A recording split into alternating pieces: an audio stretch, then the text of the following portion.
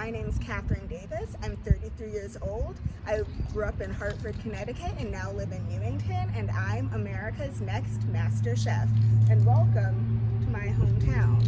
This is my house in the beautiful suburb.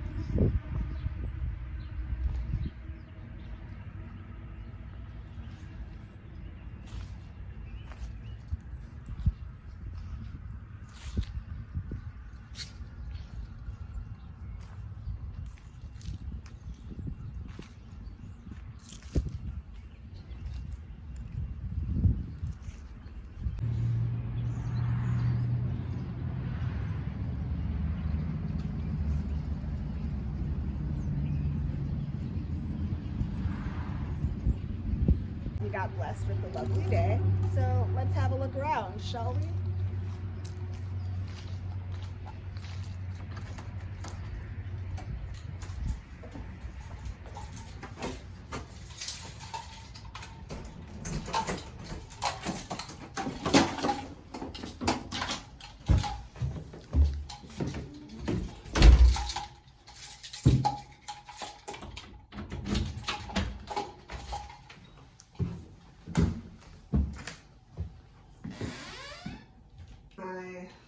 Our living room where most of the living happens. This I bought a couple years ago to sort of track all of my travels. Whenever I go to a new state or a new country, I take a quarter and scratch that off. And this is I don't know what you would call this, a cloth that my father bought me back from Italy about limoncello and how to make limoncello. It's in Italiano and English. And I am a huge autumn buff. It's my favorite time of year. So even though we have a small apartment and we are cramped in here, I have some autumn things kind of going on. So we will head into I call it the dining room slash study. Technically it's the dining room, but this is where the magic happens. I'm a communication specialist.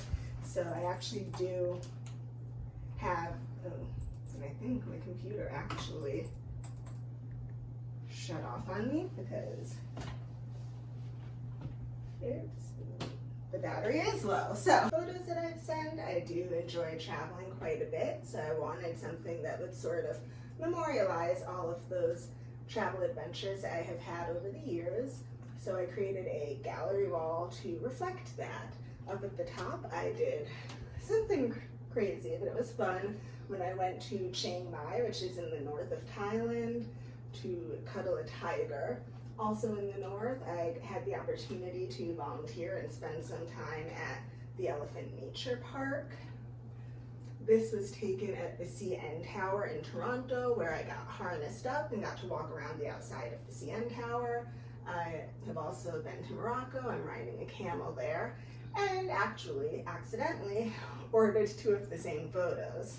My dad got cropped out, but this was after I graduated university and went to Stonehenge with my father, jumped out of an airplane, and went to Santiago, Chile. And over here is the wedding book, the guest book from our wedding, which I like to be creative and different, and I had people just sign hearts and drop it right in. And here we are in the kitchen where all of the magic happens. I love cooking. It's a very small kitchen, as you can see. There's not a lot of room to move around. We have our table that can pull out from the wall. I am a fan of making pasta from scratch. I recently got into that, so this is semolina flour, which is almost done. It's one of my favorite things in the kitchen, as well as the spice rack. We do have a mini, are you catching this? Of course I'm catching it. We have a mini grill, which I also love. And of course, this is our stove and our oven. And unfortunately, I wish we had a gas stove, which we don't, but once you go gas, it's really hard to go back. As you can tell, the kitchen is half done because we moved in maybe about a year and a half ago, and I started designing and putting stuff on, and it just has not been finished yet. I'm really slow with putting that together. I also, actually I can't reach it at the moment, but if you look up there, that is one of my favorite, right here is one of my favorite gadgets, the hot pot. I love it, my husband loves it. We get all of these different meats and sort of toss them into the pot and have a good night. And of course this is the fridge, which I actually have to go grocery shopping at the moment. Hello, this is Catherine's mom, and I tell you she would make a great MasterChef. She is and always has been ever so passionate about her cooking. She eats food, she dreams about food, she writes about food, she travels to find food. I don't think you could find a better MasterChef. Cooking is adventurous. She tries and fails and tries again. And what comes to mind here especially is her attempt at making French macarons, which she eventually did get. Extremely difficult. I commend her on that. I would never try them. And I think it gives her immense joy. And that's probably the best thing I can say. Over. Want to say before you go skydiving? I'm coming, Grandma. All right, couple minutes. We'll start getting ready. Door will be open. We'll be jumping over to Quarter Island. Have fun, okay? See you out there. Here's your story, let's begin. The water's fine, come on, dive in. The future's here, it's right before your eyes. You got this.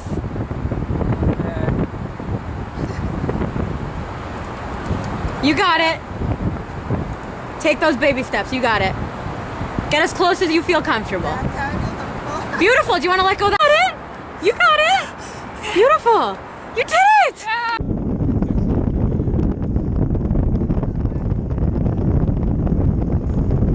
For me, cooking is very much a lifestyle. It's a way of life. It's a feeling. It's that sense of coming home, that sense of belonging.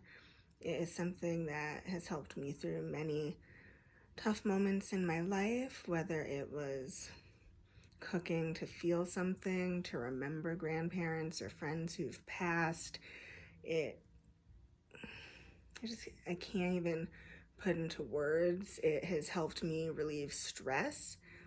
It has been a social activity, a social event. In fact, actually for Friendsgiving, when I go to my friend's Friendsgiving every year, I often make stuffed mushrooms or scalloped potatoes, and that always seems to be one of the more popular items to be placed on the menu, and everyone requests it every single year, so that has become a thing. And I've been going to her Friendsgiving for the past 10 or 15 years, and stuffed mushrooms it is. That is what I am known for, and that will probably be what I will die and go to my grave being known for.